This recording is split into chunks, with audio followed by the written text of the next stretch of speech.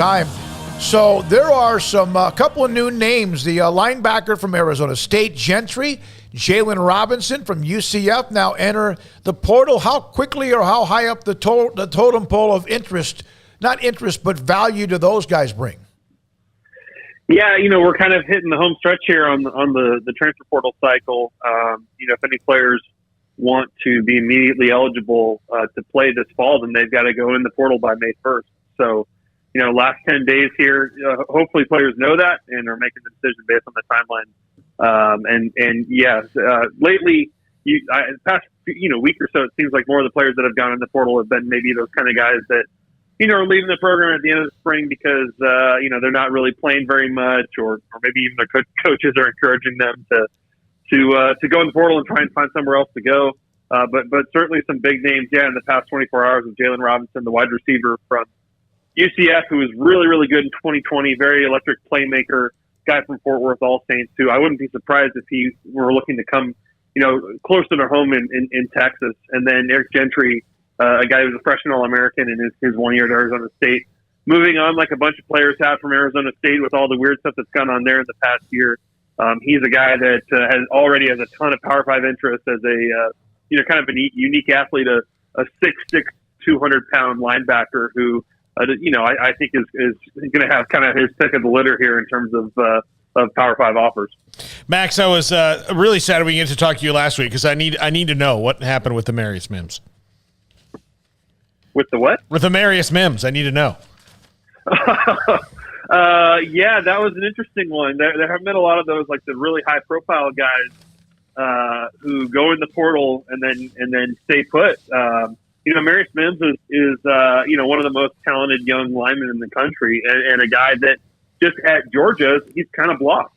Georgia's got starters coming back at left tackle and right tackle, and so this massive lineman who some of his teammates say is like a generational talent went in the portal and took a visit to Florida State. And I know a lot of Florida State people were crystal balling that he was going to Florida State, and Georgia stepped in and got him to come back. Now, nowadays, can't imagine he came back for free, but Georgia did what they had to do to get Marius Mims to stay in their program. And, that's a guy that whenever he does enter the lineup, I think will be really special.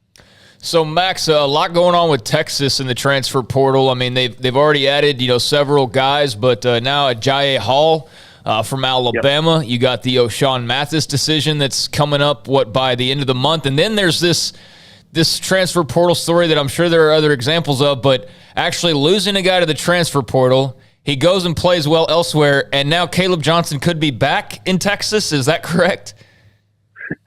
Yeah, there's Texas in the mix. I think Caleb Johnson probably will pick Miami, but he did take an official visit to Texas over the weekend.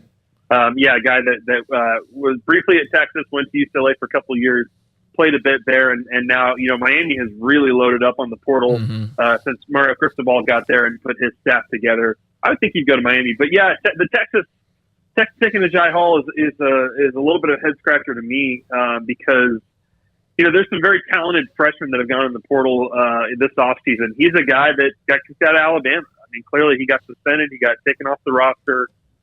He was causing problems at Alabama. And I know Nick Saban, if you asked him last spring, he'd say that that's one of their most talented young playmakers and a guy that really showed out in their spring game last year. And I think they thought he was really, really talented, a guy that didn't get a lot of reps and a lot of targets during the season, and when he did get them against the national title game, didn't play very well. And so I think Texas's staff is betting on talent and betting that, hey, can we kind of get him back on the right track here? And obviously he has some relationships with that coaching staff, but certainly on paper you'd say, man, Texas is putting together some pretty crazy pieces on offense, but can they actually put it all together and are they risking a little too much in terms of maybe talent over character?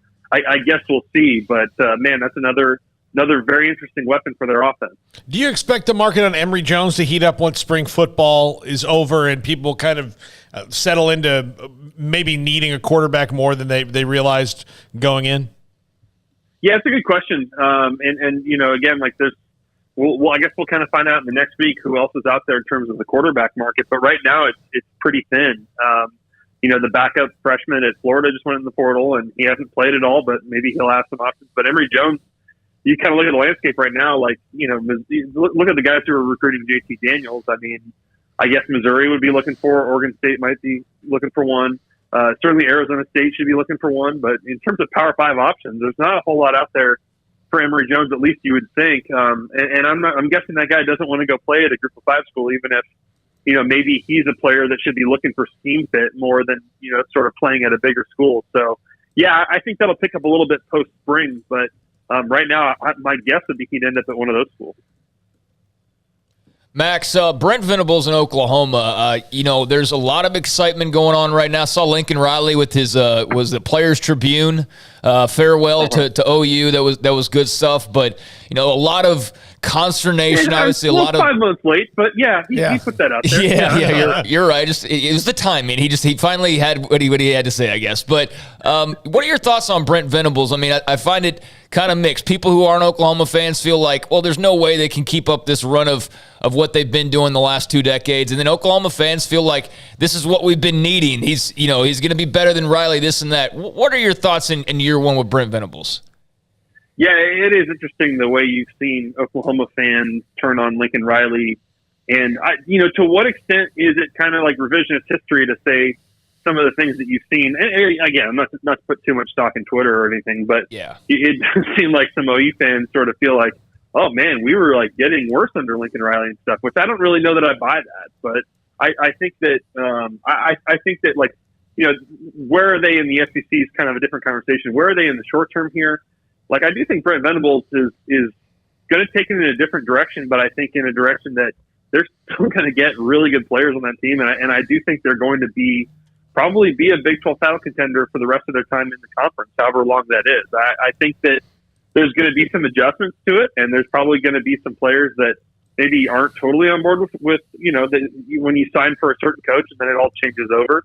There's going to be some of that transition, but I do think the guy comes in understanding the program and understanding what they're doing well, and understanding that there's probably some areas where, whether it's culturally or in some of the things they need to invest in here in the next few years, I think they have a good sense of where they can get better. So I definitely, I'm sure some people look at it and say this has some bust potential because Brent Venables hasn't been a head coach before, but man, I'd be surprised if this doesn't work out really well for them.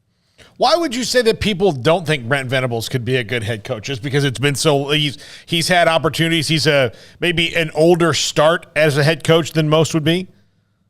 No, I think people would just look at Oklahoma and say, whenever they go into the SEC, and if that's sooner than later, is there going to be, certainly a period there at the start where you're not as successful, where the schedule's a lot harder and the record's a lot different, and how does how do you, build from there and become an SEC contender? I guess we just don't know when that day is going to come. But I'm sure some people, I don't know. I've seen a little bit of that, probably not among Oklahoma fans, certainly not among them. I think they're like, he's one of us. He's put a perfect staff together. I think that he is bringing the right stuff from Clemson while also keeping the things that OU's done so well. I think bringing Jerry Schmidt back was a brilliant move on his part to take him from Jimbo, and I think he's going to do all the right things, and I think that as long as they're in the Big 12, they're going to be a problem. Max Olson, theathletic.com, national college football writer, Sikkim 365 Radio. You have the regulars that everyone knows. It will be a part of whatever the discussion is for the national championship, and those who have been the dogs the last few years. Is there somebody that hasn't been, Max, that's just underperforming or maybe has been on the way up that might be able to interrupt that party? I know that's kind of a random thing with 115 schools, but any idea, anyone come to mind? Is this a way to get Nebraska football into the conversation? No, they're not trending up. There's no trending up. They suck. And they had another player enter the transfer. No, I'm asking, there are some blue bloods who are trying to get themselves back in the equation. Some of them always think they are, and they underachieve. But anyone in particular?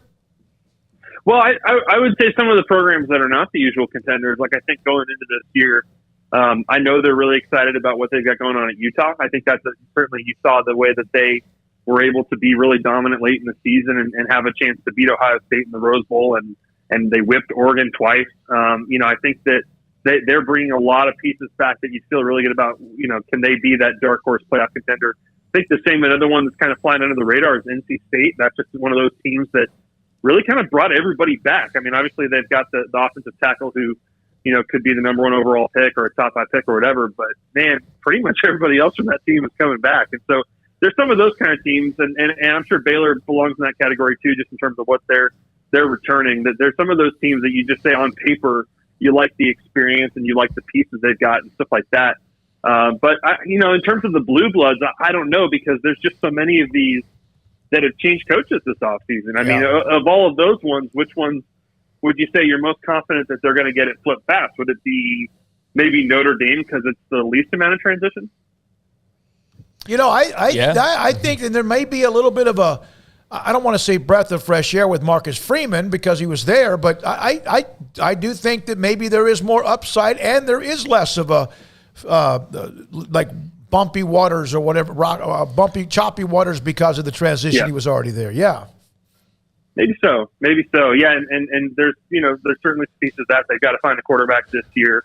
Al Golden is their DC. I guess we won't know until we see it, sort of how well that fits into everything. But I'm excited about where he has that program going. I think they're going to recruit it at a higher level under him too. But I think of those ones that you look at it and say, how long is it going to take for them to get back on top? I think USC is probably going to take a little longer than Lincoln Riley thinks. I could be dead wrong on that. I think LSU, roster-wise, has got some work to do to get back up there, probably Florida too. But, with the portal now too and the way that you can acquire talent a lot faster, maybe I'm wrong. Maybe there's some of these that are going to, blow up right away in year one. I'm curious about Notre Dame just because there was such relief when Brian Kelly left. Is that going to be too, like, were they too happy that he's gone? And, because you have a personality conflict, you maybe don't realize the good things he was doing, and I'm not sitting here advocating for Brian Kelly in any way. I'm just saying that sometimes you do that at a workplace, like, glad that a-hole's gone. And then you're like, well, he was actually pretty damn good at his job. Notre Dame and TCU are about to find that out, aren't they? Yeah. Yeah. And and I think that with Marcus Freeman, you got to keep in mind, he's only been at Notre Dame for 1 year. And I've talked to people who work with him who say, like, this guy's, one of those people you circle as, like, kind of the future of the profession, that he'll be, has a chance to be one of the most successful coaches here over the next decade. But, to have no head coaching experience, to have 1 year of experience at Notre Dame, he was at Cincinnati before that. I mean, I think he's going to be successful, but there's still, as we've seen, with some of these kind of hotshot guys, you still got stuff to learn when you take over these jobs. And, the job's not getting any easier, and as we're seeing with all the sort of off-field, off-season stuff, the job requires a lot, and so sort of his evolution as a head coach will be fun to follow. But I think that guy's really, really, really sharp, and excited to see what he can do there. There are going to be some growing pains, no matter what. Good things that happen, and then there's going to be some that don't. Go ahead, Max. Didn't get to talk to you last week. Your thoughts on JT Daniels to West Virginia? Yeah, I think the fit's good on that one on both sides. West Virginia wanted to go through spring ball and see what they had. They knew they had a younger quarterback room, with Garrett Green being maybe the best of that group, but a guy that, other than running the ball, didn't really get to do a whole lot last year, and still has a lot of growing to do as a passer. And I think on JT Daniels' side, West Virginia needs a 1 year guy, and JT Daniels, wants to go to a place where he can kind of really shine and be the guy. And there's no question. I mean, not to say he won't have to compete, but I think that, this is a good fresh start for him. Another fresh start, obviously, but a good fresh start for him. And from what I've heard, I think he'll try and help them recruit some more transfers to come there this summer. And so, offensively, they've got a lot. It's going to look a lot different because they brought in Graham Harrell, and I think that's a solid fit for Daniels. But they've got to find some new guys at receiver. They've got to replace Levy Brown, who we all know has been really good there. And how the puzzle all fits together, I don't know, but I think that's probably as good of a QB take as they could have had this spring. True or false? You are up in line for the Big 12 commissioner role. Ooh, haven't gotten that call yet. Okay. Dang. I'd take the meeting. I mean, I'd take the meeting. Those guys are well compensated, aren't they? Yes, they are. Yeah. No, they have a lot of numbers to the left of the decimal. Lots and lots of numbers. But I would say I haven't started working on the the deck, like the presentation yet. No, I haven't started putting my materials together. I don't think I'm going to be on that list to be to be candid with you guys. That's a bummer. Yeah, we would enjoy that. Do you have anybody in mind? I mean, does it seem like a layup? Oliver Luck just makes sense. You know, it's kind of quieted down since Bowlesby made that Schultz. announcement. There was a big, Schultz as well as another name. But has there been any chatter on your end, or has it kind of been the same stuff from a week ago? Yeah, it's hard to tell. Schultz came out and said he's not interested in the job, and that surprised me a little bit. I saw also this week that Oliver Luck just took a new job, a full-time consulting job, I think in the NIL space. So, I am curious to see who's kind of getting in line for this one. Not to say that there won't be a lot of demand, but I don't know. I have to start checking with some people and seeing what direction this is going. But probably a little early on that in terms of true candidates. Yeah. But I don't think that it could be Luck. It could be he could be the runaway guy once they get this process going. That wouldn't stun me, but I do think it's pretty wide open as we get going here. Thank you, Max. As always, Max Olson, senior college football writer, theathletic.com, will join us. He joins us most every Thursday during that time. Sometimes the babysitting